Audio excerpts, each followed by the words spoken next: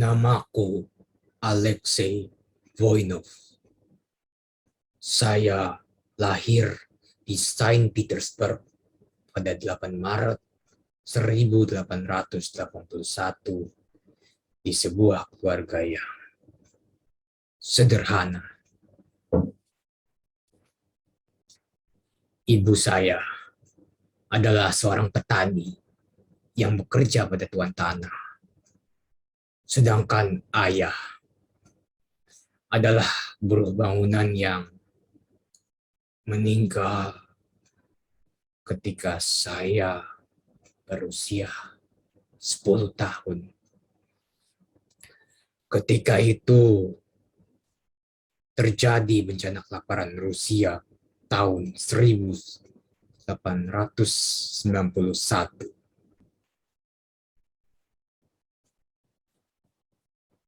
Ayah saya dipaksa untuk tetap bekerja walau tidak diberi makan oleh kaum borjuis dengan alasan harga pangan yang melonjak.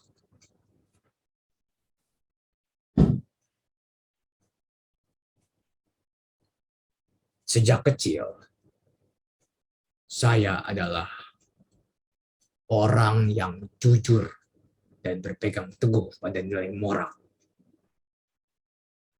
Ibu adalah wanita yang religius. Ia selalu mengajak saya ke gereja untuk berdoa dan memberikan persembahan. Akibat kerja keras ibu, saya dapat mengenyam pendidikan di sekolah yang prestigius. Ketika remaja, saya hobi membaca buku dan melakukan jurnalistik.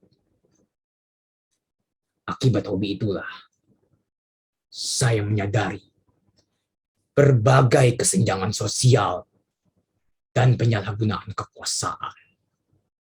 Salah satunya adalah bahwa dana yang tadinya untuk persembahan gereja selalu disalahgunakan untuk memperkaya pemilik gereja dan juga keluarga kekaisaran Rusia. Saat kuliah di Universitas Saint Petersburg, saya orang yang sentimental yang selalu mengikuti kata hati saya. Oleh sebab itu, dalam suatu pelajaran sejarah, saya menentang dosen tentang bagaimana Peter Agung membangun kota Saint Petersburg. Saya menjawab dengan darah dan cambuk. Akhirnya saya dikeluarkan dan pindah ke Swiss yang kala itu tempat kalangan terpelajar Rusia bersembunyi. Di Swiss, saya memutuskan untuk ikut dalam Partai Demokrasi Sosial Rusia yang menjanjikan sebuah utopia di mana masyarakat akan setara dan tidak ada lagi penindasan. Dalam organisasi tersebut, saya terpukau dengan gagasan yang ditulis oleh Karl Marx tentang jalan satu-satunya adalah revolusi yang menggulingkan penguasa dan berakhir dengan sistem sosialisme dan ideologi komunisme. Pada mulanya, saya ditugaskan partai dalam seksi propaganda yang bertugas menarik simpati masyarakat dan juga mengkritik kekaisaran Tsar. Di bagian tersebut, saya merasa kurang mengambil peran dalam revolusi, sehingga meminta diikutsertakan sebagai mata-mata pengintai. Selama masa itu, saya mulai memiliki banyak teman yang saya anggap saudara sendiri. Saya sudah melihat banyak dari teman saya yang ditangkap, ditembak, dan digantung akibat bengisnya keluarga kekaisaran.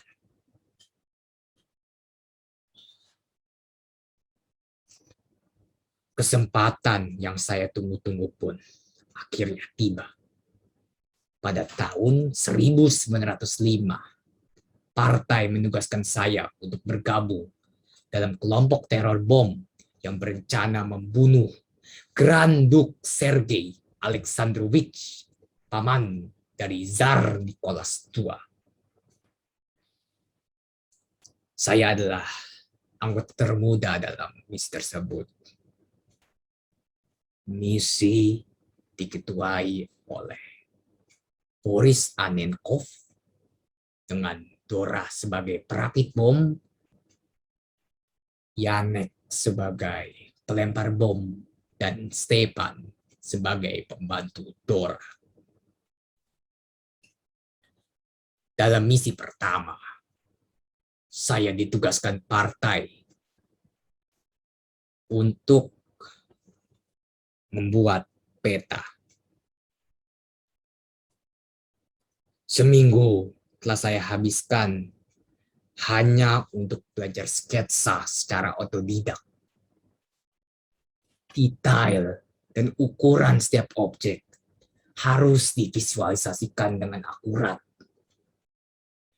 Bagian tersulit dalam membuat peta adalah bagaimana cara membuat peta yang sederhana namun dapat dipahami jelas saat dilihat dari lokasi kejadian.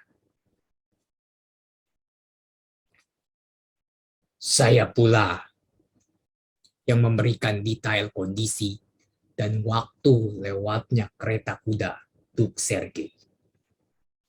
Ketika itu, saya dan Yanek sedang bertugas di sekitar lokasi yang diduga tempat lewatnya kereta kuda tersebut. Saya sedang menggambar sketsa untuk peta. Sementara itu, Yanek sedang bermain lempar tangkap secara serius dengan anak-anak. Saya mula-mula bingung dan baru sadar bahwa yang sebenarnya ia lakukan saat itu ialah membayangkan bola sebagai bom. Selama menjalankan misi itu, saya melakukan penyamaran. Tubuh saya gelisah dan tangan saya gemetar. Karena ketika membuat sketsa, ada banyak okrana atau polisi rahasia kekaisaran Rusia yang berkeliaran.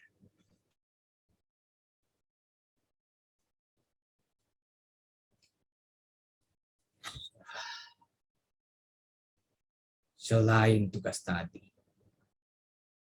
saya juga mendapatkan peran besar sebagai pelempar bom kedua ke kereta kuda Duk Sergei. Banyak yang perlu dikorbankan dalam misi tersebut, baik jasmani maupun hati. Dalam percobaan pertama, permasalahan muncul, seperti gagalnya pelemparan bom oleh Yanek karena ada keponakan Duk yang masih anak-anak. Kami pun berdebat, apakah pantas membunuh segelintir orang demi orang banyak. Akhirnya, rencana disusun ulang untuk 2 hari berikutnya. Pada percobaan kedua, saya merasa tidak kuat untuk menghancurkan seseorang hingga berkeping-keping. Saya pun mengundurkan diri dari menjadi pelempar bom kembali ke divisi propaganda. Pada akhirnya, misi sukses dengan kematian Duk Sergei. Namun Yanek telah ditangkap.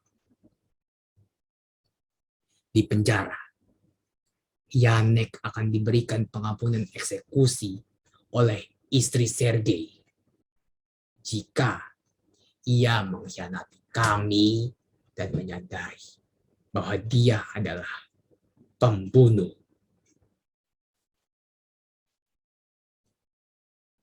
Saat malam eksekusi, saya yang emosional saat itu menyadari bahwa saya harus kembali. Kami pun mendapatkan kabar bahwa Yanek menolak dan menerima dieksekusi dengan bangga. Hal ini mendorong Dora, sang kekasihnya, untuk melakukan hal yang sama dan memercik revolusi di seluruh Rusia.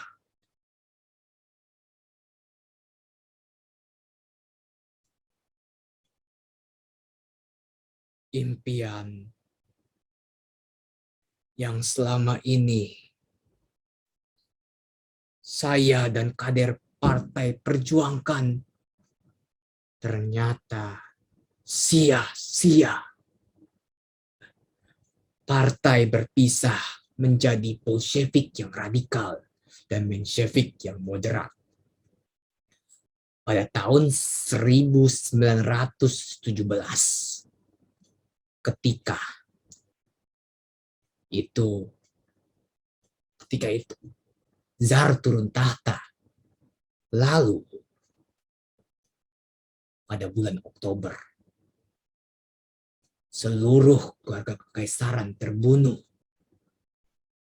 dan pemimpin Bolshevik, yaitu Vladimir Lenin, mendirikan negara Uni Soviet. Janji akan sebuah utopia yang setara ternyata hanya mengganti sistem feodalisme dengan diktatorial. Pengganti Lenin, yaitu Stalin, membersihkan semua musuh politiknya dengan mengirimkan mereka ke dalam gulag, yaitu kamp kerja paksa. Hingga sekarang, saya menjadi incaran mata-mata Uni Soviet atau KGB. Sehingga saya harus hidup menyendiri di Swiss. Mungkin